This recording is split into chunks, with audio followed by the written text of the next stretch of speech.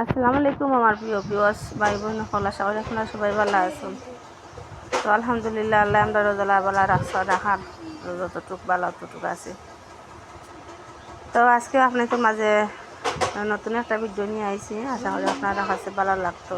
আর একটু ধৈর্য সহকারে একটা লাইক দিয়া পুরো ভিডিওটার সঙ্গে থাকবা, ইনশাল্লাহ আপনারা কাছে ভালো লাগবে। তো আসলে আপনাদের মাঝে সুন্দর সুন্দর করে কোনো ভিডিও উপস্থাপনা করা আমার পক্ষে সম্ভব হয় না।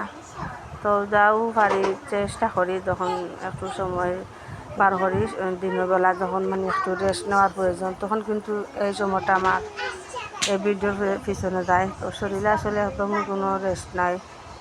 আর বয়স কিন্তু দেওয়াটা আমার লাগে আর বেশি কষ্টকর। এই যে বন্যার পানির মাঝে বাচ্চারা সবসময় গড়ে থাকে, তো দেখা যায় যে নীরব কোনো সময় মিলে না বয়স দেওয়ার সময় আইলে। আর এই তো আজকে ছোটো মাছ রান্না করি। আর তো আমি কিন্তু বাইরেও রান্না করি। আর আমি গরু এখন খুব বর্তমানে যাইও রান্না করা যায়, তারপরেও কিন্তু বাইরে পরিবেশে রান্না বান্নাটা আমার কাছে অনেক প্রিয়, ভালো লাগে। তো আসলে বাইরে রান্নাটা অনেকটা রিস্ক হয়ে যায় আর। তো আমার বাচ্চারা কিন্তু প্রতিদিন তারা দিনে একবেলা তারা ঘুমায়। তো যে সময়টা তারা ঘুমাইতো আগে, এই সময়টা কিন্তু আমি একটু তারা লগে রেস্ট নিতাম। তো এখন কিন্তু পারি না, যখন আমার বাচ্চারা গড়ে থাকে ঘুমায়, তখন কিন্তু এই ভিডিও কামগুলা সারি আমি। তো আসলে এই কামটা কিন্তু আমার কাছে অনেকটা কষ্টকর লাগে, জানি না কি তার লাগে এত বিরক্ত লাগে এখন, যেহেতু লাইকও নাই, ভিউও নাই, আর অনেক কষ্ট হইতা চ্যানেলের তোলে। অনেকটা তো চ্যানেল আমি চালাইয়া আসছি, তো এখন আর ভালো লাগে না। তারপরে আসলে ইউটিউবের যে আপাগুলোর লগে মিল হয়েছে, তারা আসলে একটা মায়া হয়ে গেছে, তার কারণে আর ইউটিউব চ্যানেলটাও ছাড়তাম পারি না। তো জানি না আর কত দিন যে আল্লাহ এই ধৈর্যটুকু রাখবা, তারপরেও চেষ্টা করুন। আর দিনও যখন রোদ উঠে তখন কিন্তু পানিটা একটু লামে, রাত যখন বৃষ্টি শুরু হয় তখন কিন্তু আবার পানি বাড়ি যায়। তো এইরকম পরিস্থিতির মাঝে আর একবারের জন্য পানিটার জন্য লামবো বা কমে যাইব এমলা কোনো আশা করা যায় না বর্তমানে। তারপরে অনেকে কইরা যে আবার মানে পানি বাড়ার সম্ভাবনা আছে, মানে যে পানি আইছিল বর্তমানে এর চাইতে বেশি নাকি আবার আইব। তো খবরও করলা খান, তো আসলে অনেকটা ভয় লাগে এটা শুনিয়া। আর আমার রান্নাটা কিন্তু অলরেডি এখন ওয়ার পথে। আর এইদিকে কিন্তু আমার আবার চালগুলা কালকে খুব বেশি মানে ঝড় বৃষ্টি দিছিল রাতকে। তো আমার চালগুলা কিন্তু আমার রান্না করা আছিল ড্রামের মাঝে। আর মানে এত বেশি জোর তুফান দিছে দেওয়ার কারণে সার মানে পাতা ছাতা বা অনেক কিছু আর ময়লা ইয়া ড্রামের মাঝে ঢুকছে। তো আর চাউলগুলো না বাঁচিলে আর খাওয়া সম্ভব না। আর তো কালকে কিন্তু রাত্রে মানে তুফানটা অনেক ভয়ানক একটা তুফান আছে, তো অনেকটা ভয় লাগছে আর এই তুফানটা।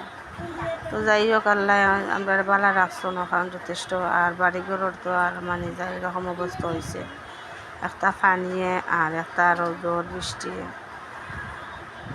তো আপনারা সবাই আমার লাগে দোয়া করবা, যাতে আমরা বাচ্চা কাচ্চা লইয়া ভালো থাকি।